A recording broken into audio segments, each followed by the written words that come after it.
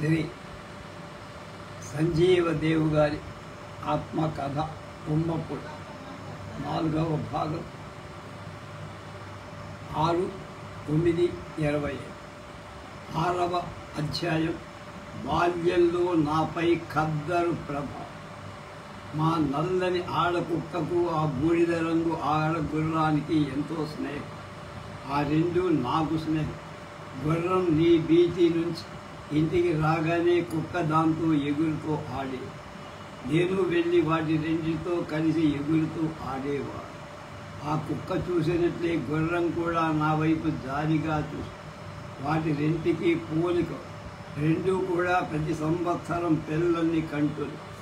కుక్క కంటున్న పిల్లల మీద ఆదా ఏమీ రావటం లేదు, కానీ గుర్రం కనే పిల్లల మీద ఒక విధంగా కొంత ఆదా వచ్చి వాటి రెంటికి ఉన్న పోలిక నాకు లేదు. అయితే నాకు పోలిక వాటి పిల్లలతో ఉండే కారణం నాలాగానే అవి పిల్లల్ని కనటం లేదు కనుక. బూడిద రంగు గుర్రానికి కొంచెం పెద్దదైన ఒక మగ పిల్ల ఉండే. సకిలిస్తూ తల్లి వెంట తిరుగుతూ ఉండే. క్రమేణా అది సమాధికి అలవాటు. ఉదయాన్నే దాని పక్క కాళ్లకు బంధం వేసి వదిలితే పగలంతా బీచ్లో వేసి సాయంత్రానికి ఇంటికి తిరిగి వచ్చి ఒకరోజు నేను ఊరు వెంబడే ఉన్న బీచ్కి వెళ్ళి కాలి బందు తాడు విప్పి నోటికి కళ్ళంగా పెట్టి దాన్ని ఎక్కి ఇంటికి వచ్చాను. ఒకరోజు పరిగెత్తించేవాడిని. ఒక సాయంత్రం ఎక్కి దాన్ని పరిగెత్తిస్తూ వస్తాను. ఊరుకు బీచ్కి మధ్య ఒక వాగు ప్రవహిస్తుంది. నా గుర్రం వాగు పక్కకు వచ్చేసరికి నా చేతిలో ఉండే తంగేడు వెత్తంతో దాని వీపు మీద చరిచా. అంతటితో అది అమాంతం ఎగిరి వాగు దూకు. ఆ దూకుడులో నేను గుర్రం మీద నుంచి జారి వాగులో పడిపోయి.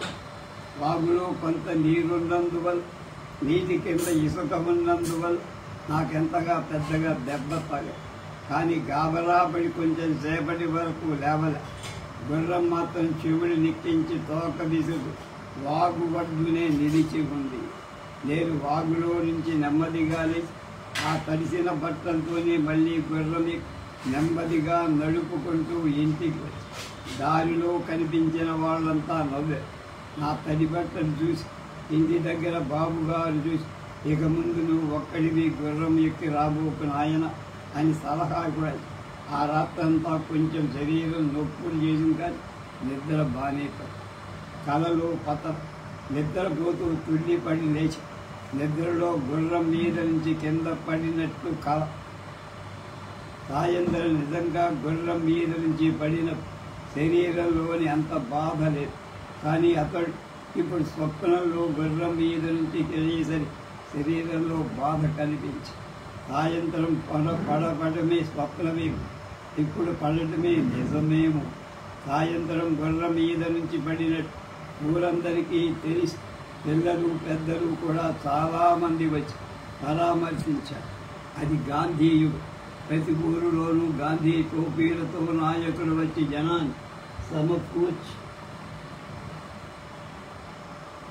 బ్రహ్మాండమైన ఉపన్యాసాలు ఇప్పిస్తూ ఉండేవారు.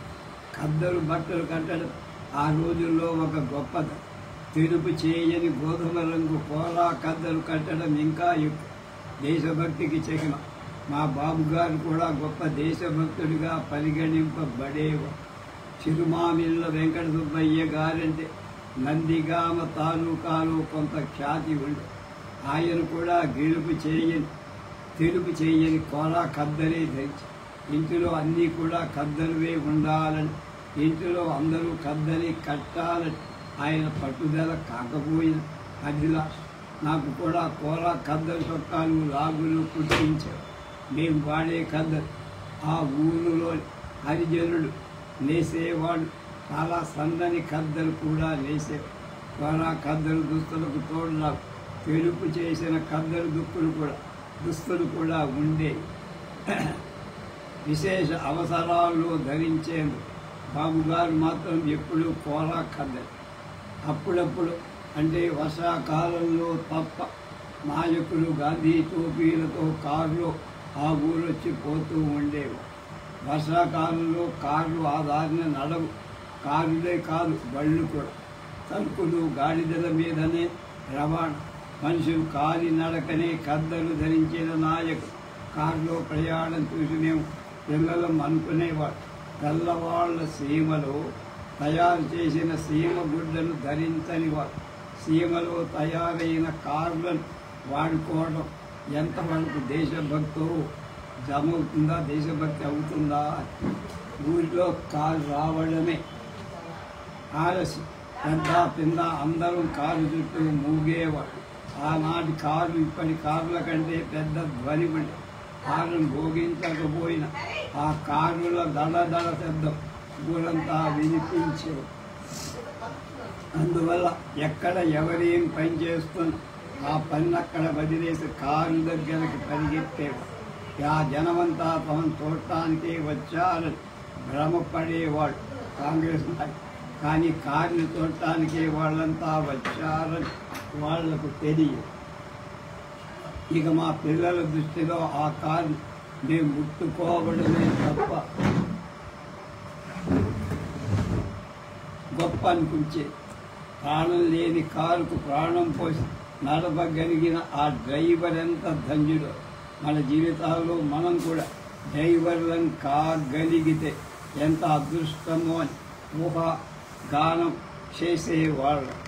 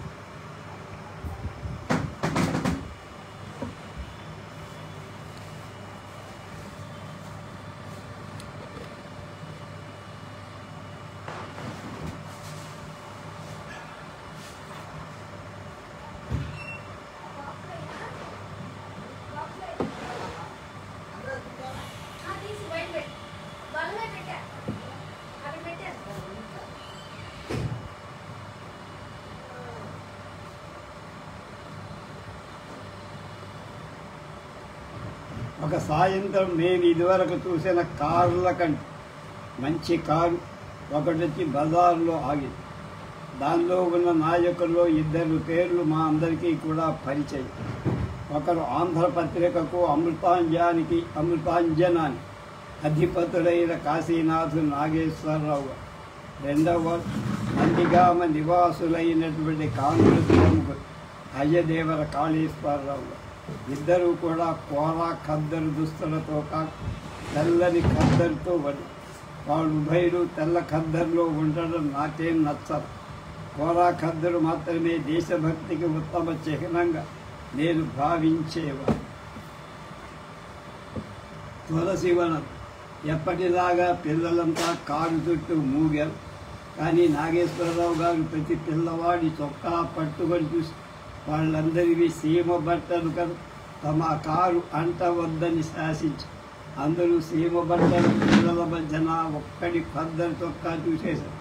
నాగేశ్వరరావు గారు కాళేశ్వరరావు గారు అమిత ఆనందంగా నన్ను ఎత్తి కారులో కూర్చోబెట్టుకుని ఇక నా గర్వానికి కింద ఉన్న నా స్నేహితుల అవమానానికి అసూయకు హద్దు. కారులో కూర్చోబెట్టి ఎవరబ్బాయి అని అడిగారు.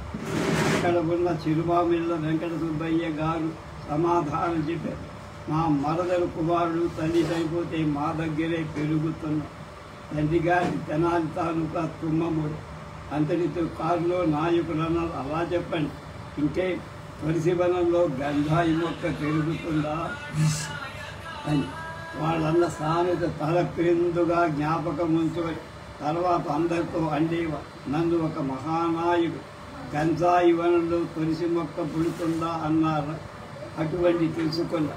ఆ సామెత అలా కాదు, తులసి వనంలో గంజాయి మొక్క పుడుతుంది.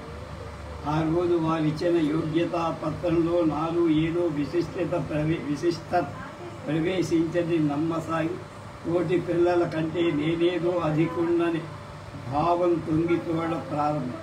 దానితో ప్రతి వాళ్ళను తోటి పిల్లలనే కాదు అప్పుడప్పుడు పెద్దల్ని కూడా నీకేం తెలుసుకో అంతం కూడా అలవాటై. నాకు 2 మాసాల క్రితం జ్వరం వచ్చినప్పటి నుంచి బడికి వెళ్ళడం మానేశాను. ఇంటి దగ్గర కూడా అంత శ్రద్ధగా పాత పుస్తకాలు చదవటం, కష్టపడి నేర్చుకున్న ఉర్దూ ఇంగ్లీష్ కూడా నేర్చుకున్న దానికంటే మరచిపోవడమే ఎక్కువైపోయింది. ఈ సత్యం మనసులో బాధిస్తూనే ఉంది. కానీ అలవాటు తప్పిపోవడంతో మళ్ళీ పుస్తకాన్ని పట్టుకోవడం అని భయం అనిపించింది. ఈ కన్ఫ్యూషియస్ కాబోడన మన నిజమైన గొప్పతనం ఎప్పుడు పతనం కాకుండా ఉండటంలో కాక పతనమైనప్పుడల్లా తిరిగి లేవడంలోనే ఉంది. ఈ విషయం ఆ రోజుల్లో తెలియదు. విద్యాభ్యాసంలో పతనం జరిగింది అని నిరుత్సాహం తప్ప ఆ పతనం నుంచి తిరిగి లేవాలనే ఉత్సాహం లేకుండా పోయింది. అయితే కన్ఫ్యూషన్ చెప్పినటువంటి పర్ణ వాక్కుల పరిచయం లేకుండానే నా పతనం నుంచి తిరిగి లేవాలనే ప్రయత్నాన్ని చెయ్యలేకపోయా. కానీ దాని నుంచి లేవాలనే ప్రయత్నం ఎంతో బాధగా ఆ పసితనంలో కదలకుండా పడి ఉన్నటువంటి ఎంతో హాయిగా తట్టే చివరకు ఆ తాత్కాలిక పతనానికి అపజయమే కై దాని నుంచి నేను బలవంతంగా లేవనే లేచి మళ్ళీ ఇంటి పట్టనే ఉర్దూ పుస్తకాలు ఇంగ్లీష్ పాఠాలు చదివి అంతేకాక హెడ్ మాస్టర్ గారి ఇంటికి వెళ్ళి ఇంగ్లీష్ తెప్పించుకునేవా. ఈ పునరుద్ధానంలో మళ్ళీ నాలో ఉత్సాహ కుసుమాలు పుష్పించాయి. నవజీవనం స్పందింపసాగి దిగంత కాంతులలో నూతన కిరణాలు గోచరించాయి. ఎయిడ్స్ రీడర్ వంటి వాచకం అయిపోయి ఇక నాకు 2వ వాచకం చదవాలి. నందిగాంలో అప్పుడు పుస్తకాలు దొరికేవి కావు. హెడ్ మాస్టర్ గారు ఏదో పని మీద పెద్దవాడిని ఎయిడ్స్ రీడర్ 2వ వాచకం తెచ్చిపెట్టారు. అందమైన పుస్తకం, అందమైన బొమ్మలు, రంగుల బొమ్మలు, అన్నిటికంటే మించి ఆ పుస్తకం ఇచ్చే సువాసన ఇప్పటికీ జ్ఞాపకం. కొత్త పుస్తకాలలో పాత ప్రత్యేక వాసన. కొన్ని పుస్తకాల వాసనలు బాగుంది, కొన్ని తిరిగి బాగు. కానీ ఈ ఎయిడ్స్ రీడర్లో 2వ వాచకం వాసన ఎంతో ఆకర్షణీయంగా ఉంది. దాన్ని తెరచి వాసన చూస్తుంటే అలవాటునే ఇది వెనకన్నడు ఏదో కొత్త ప్రదేశాల్లో సంచరిస్తున్నట్టు. అది పూల లాంటి వాసన కాదు, అదొక విధమైన ఏదో వాసన. రూపాన్ని నాదాన్ని గుర్తించుకున్నంత సులభం కాదు వాసన గుర్తించు. అయినా ఆ పుస్తకం నేటికి నాకు గుర్తయ్యేది. కొన్ని వాసనలు కొన్ని జ్ఞాపకాలు సృష్టిస్తాయి. జ్ఞాపకాలు మాత్రం వాసనను సృష్టించడం కష్టం. ఒక వాసన వచ్చినప్పుడు ఆ వాసనతో సంబంధమైన జ్ఞాపకం వచ్చి ఆ సంఘటన గుర్తుకు రావటం సహజం. కానీ ఒక సంఘటన జ్ఞాపకం వచ్చినప్పుడు ఆ సంఘటనతో సంబంధమైన వాసన తట్టడం సులభం కాదు. సంఘటన కంటే వాసన సూక్ష్మమై, వాసన కంటే సంఘటన స్థూలం కనుక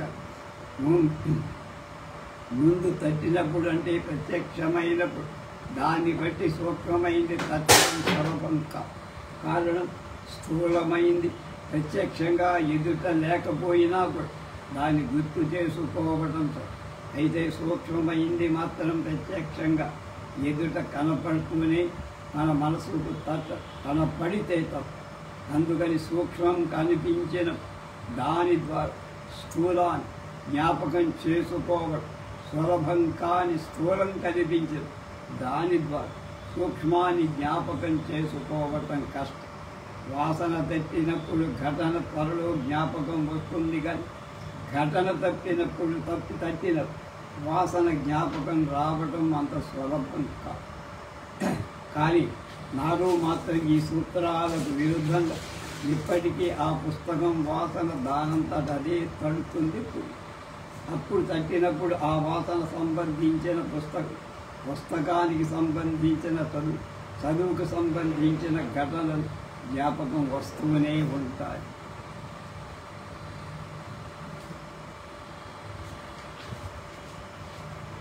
ఏకాంతంలో లోకాంతం 7వ అధ్యాయం. ఋతువులు గిరగిరా తిరుగుతున్నాయి. వసంతం పోయి గ్రీష్మం, గ్రీష్మం పోయి వర్షం, వర్షం పోయి శరత్, శరత్ పోయి హేమంతం, హేమంతం పోయి శిశిరం, శిశిరం పోయి తిరిగి వసంతం. ఋతువుకు ఉండే మార్పులు గుర్తించడం మొదట్లో అసంభవంగా తట్టదా. ఎండాకాలం, వర్షాకాలం, చలికాలం అని 3 కాలాల భేదం మాత్రమే స్పష్టంగా తెలుసు. కానీ 3 కాలాల్లో ఇమిడి ఉన్న 6 ఋతువుల భేదం గుర్తించడం అంత తేలిక. అయినా వాటి భేదాన్ని నేను తెలుసుకునేదాకా ఆగి ఉండక అవి ఒకదాని వెంట ఒకటి గడిచిపోతూనే ఉంటాయి. వీలున్నప్పుడల్లా నాకు ప్రకృతిలో స్నేహం ఎక్కువై అవకాశం చిక్కినప్పుడల్లా ఊరి బయట చెరువు కట్టకు, వాగు దగ్గరకు ఏకాంత సేవ చేయడంలో ఆనందం కలిగి ఆ ఏకాంతంలో కూర్చొని ఆకాశంలో తేలిపోయే వివిధ ఆకారాల మేఘాలు, ఇసుకలో గుండా ప్రవహిస్తున్న వాగు నీటి, చెట్లు లేని మైదానం మీదుగా కనిపించే అనంత దిగంతాలు, చుట్టూ ఉన్న గడ్డి దుబ్బలను వదలం, ఆకు రాలిన చెట్టు, వాగు పోసినందుకు వేళ్ళు బయటపడిన మొదళ్లను, దూరంగా కైగోరిపించే నీలి కొండలు, నేల మీద నడిచే జంతువులు, ఆకాశంలో ఎగిరే పక్షులను పరిశీలిస్తూ కూర్చునేవారు. ఆ ప్రకృతి పరిశీలనలో కొన్నాళ్ళు ఋతువుల భేదాలు అర్థమయ్యాయి. ప్రకృతిలో నా నుంచి ఇంతవరకు దాగున్న వాతావరణపు మార్పు క్రమేట వాటి నగ్న నిజస్వరూపాలు నా కళ్ళను ప్రదర్శింపసాగాయి.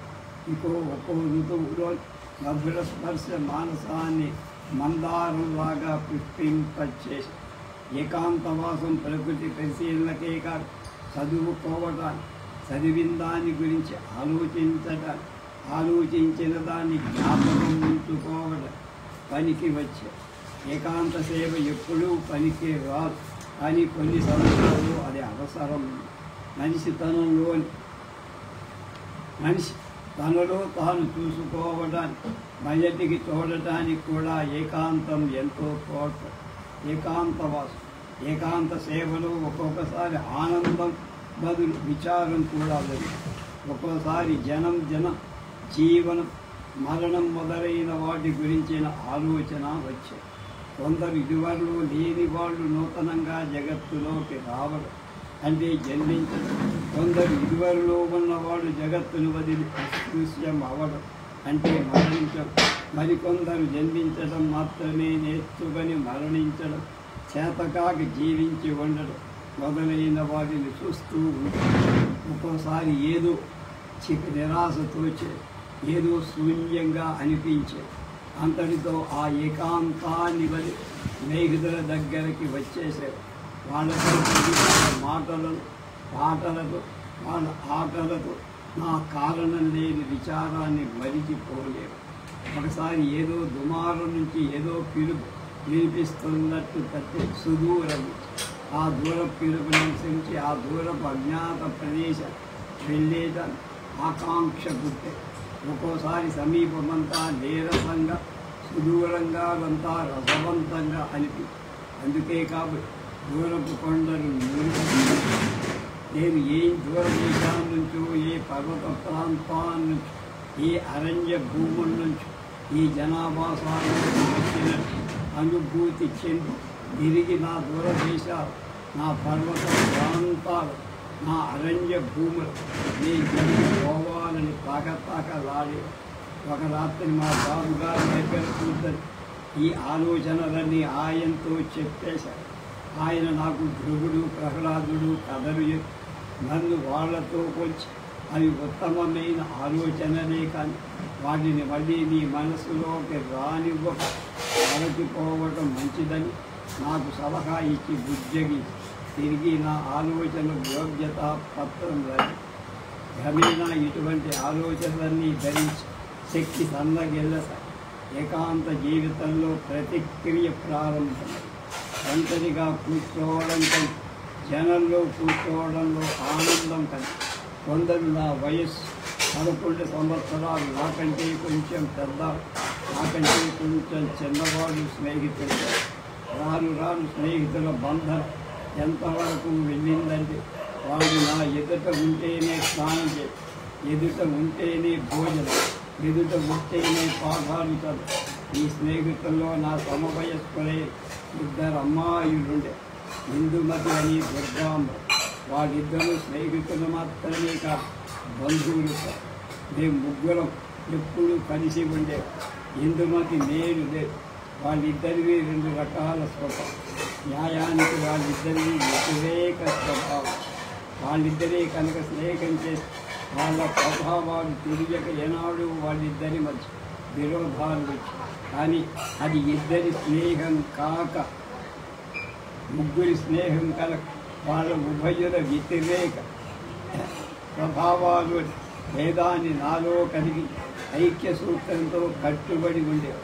అయితే ఈ అమ్మాయిలు స్నేహం ఇంట్లో వరకే, ఇల్లు దాటితే మగ పిల్లల స్నేహం. బాలుర పాఠశాలకు పోవడం మానేసిన తర్వాత కొన్నాడు బాలికా పాఠశాలకు పోవాల్సి. బాలికా పాఠశాల ఆ రోజులో అక్కడ మంచి అభివృద్ధిలో దాని కొత్త హెడ్ మాస్టర్ గారు సామర్థ్య నాగభూషణం గారని మంచి ఉత్సాహం గల వ్యక్తి. కొత్తగా నా చదువు సంచల భారాన్ని ఆయనే వహించి తనతో పాటు బాలికా పాఠశాలలో కూర్చోపెట్టి నా నవ్వులతో, పువ్వులతో, ఆటలతో, పాటలతో చదువు చెప్పేవాడు. ఈ విధంగా నా బడిలో చాలామంది అమ్మాయిలు స్నేహితులు అయ్యారు. ఆడపిల్లలతో స్నేహం పెంపుడు జంతువులో స్నేహం లాంటి, మగపిల్లలతో స్నేహం అడవి మృగాలతో స్నేహం. నేను ఆడపిల్లల మాట వినడంలో కంటే నా మాటి వాళ్ళు వినడంలో ఎక్కువ సంతోషించేవి. ఇక మగపిల్లలు నా మాట తాము వినడంలో కంటే తమ మాటే నేను వినడంలో ఎక్కువ ఉల్లాసం కనపడి నన్ను సంతోషపెట్టడంలో మొదటి వాడు ఆనందిస్తే నా పట్ల సంతోషం పడటంలో 2వ వాడు ఆనందించి, నాకంటే చిన్న వయసు ఆడపిల్లలు కూడా నాకంటే తాను పెద్దవాళ్ళు, వాళ్ళకంటే నేను చిన్నవాడి ఉన్నట్టు చూసేవాళ్ళైతే ఇక ఆ మగపిల్లలు నాకంటే పెద్దవాళ్ళు కూడా తమకంటే నన్నే పెద్దవాణ్ణిగా చూసేవాళ్ళు.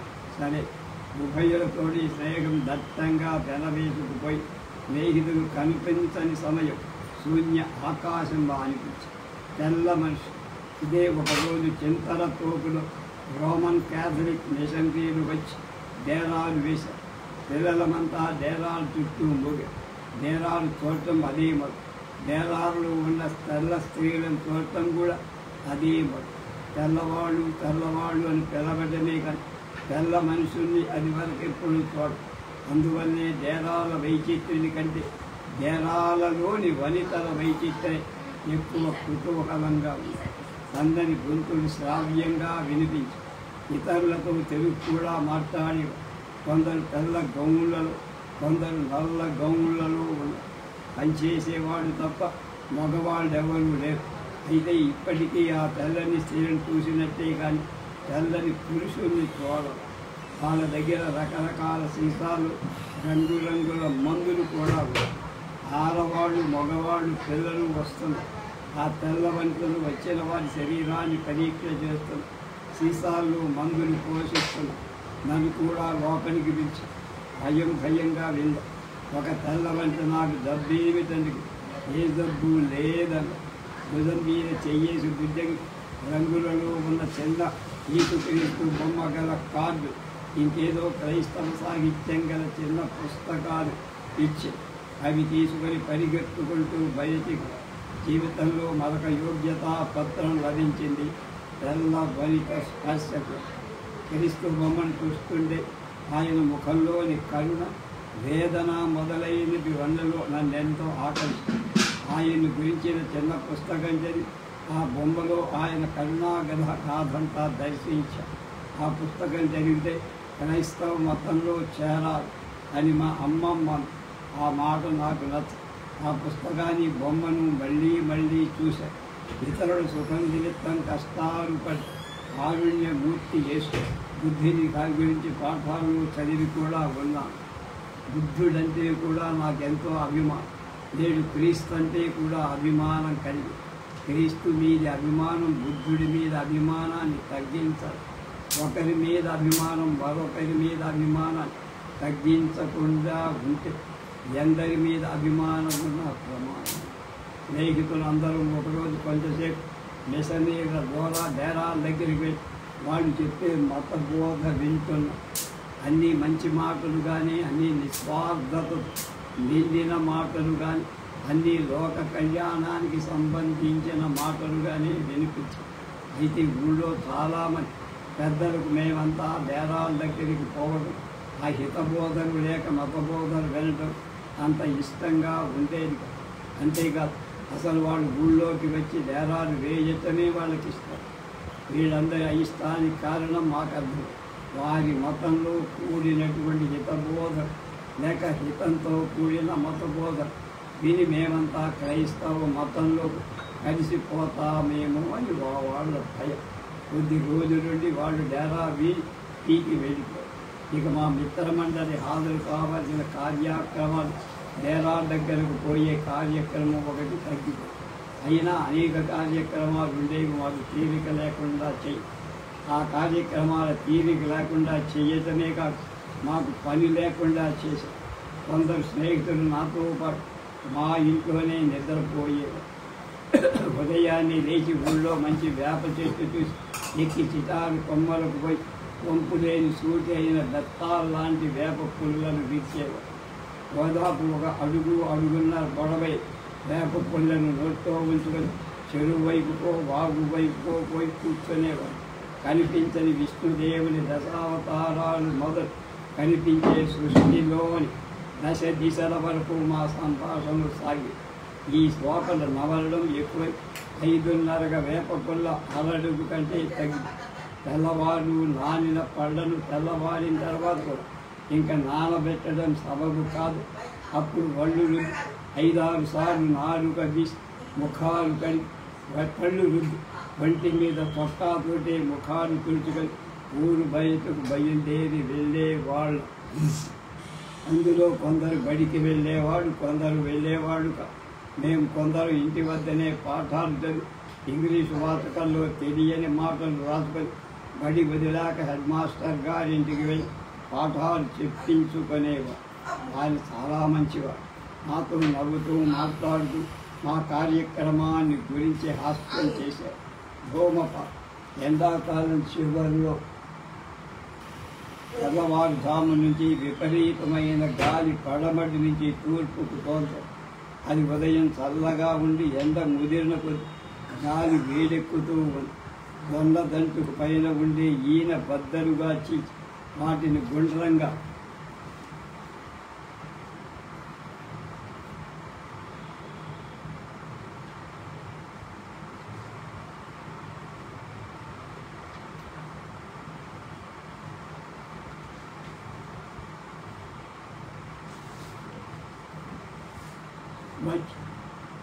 జొన్న బెరడుతో వాటిని అతికి చక్రాలు తీసేవాడు. ఉదయాన్నే ఆ చక్రాలు నేల మీద వెళ్తే ఆ పడమటి గాలికి అవి మహావేగంగా పారిపోయాయి. వాటి వెంట మేము పరిగెత్తే ఆ 2 చక్రాల గాలికి దొరికి వెలుగెత్తడం ఎంతో మనోహరంగా ఉంది. బాగా ఎండ ముదిరేవారు గాలిలో వాటితో పరిగెత్తి విపరీతంగా దాహం వేసే ఆ ఖాళీ కడుపుతోనే విపరీతంగా మంచినీళ్లు తాగి అరగడుపున నీరు తాగితే పసరవుతుందని ఇంటి దగ్గర మందలించారు. ఒకరోజు కొందరు బీడులో గుండా ప్రవహిస్తూ ఎండిపోయిన వాగులో వెళ్ళి కూర్చు వాగు ఒడ్డున ఉన్న వృద్ధాప్యంలో బరువుగా ఉన్న తుమ్మ చెట్ల వేళ్ళు ఎండి వాగులో కనపడు.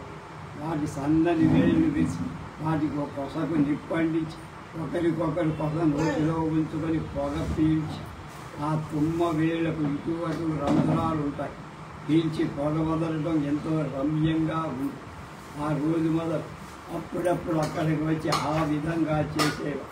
అయితే అటువంటి కార్యక్రమాలు ఆడపిల్లలు కలిసేవాళ్ళు కాదు. అది అచ్చంగా మగపిల్లల కార్యక్రమం. ఇక అచ్చంగా ఆడపిల్లల కార్యక్రమాలు కొన్ని. వాటిల్లో మేము ఆడేవాళ్ళం కాదు. ఆడపిల్లలకు మగపిల్లలకు కలిసి కొన్ని కార్యక్రమాలు ఉండేవి. వాటిలో వాళ్ళు మేము అందరూ పాల్గొనే నా వేదాద్రి యాత్ర కొన్ని వింతలు విశేషాలు రేపు